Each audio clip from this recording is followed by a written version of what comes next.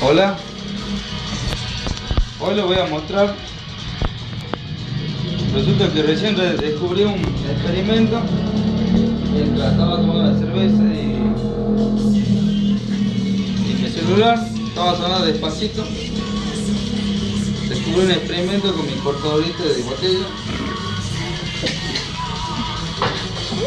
Descubrí un experimento, está muy bueno. Primero. Es muy fácil. Resulta que había uno con celular más grande y me dijo que me dio algo así de paga y que suena muy despacito. Y sin querer agarra, hice eso.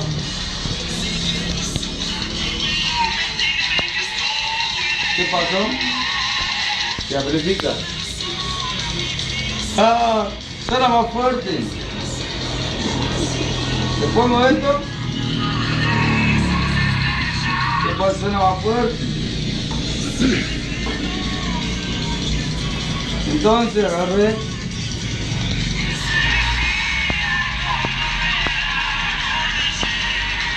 ¡Voilá!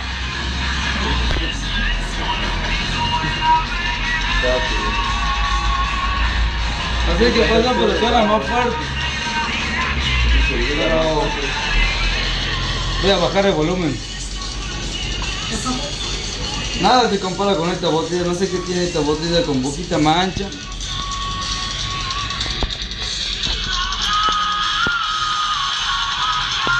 Que tiene más volumen, no sé qué lo tiene.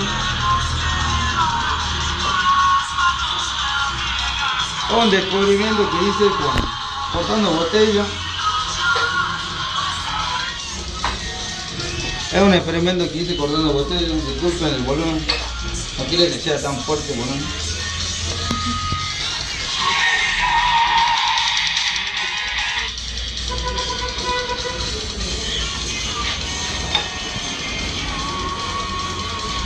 Esta botella, no se imaginan lo que suena.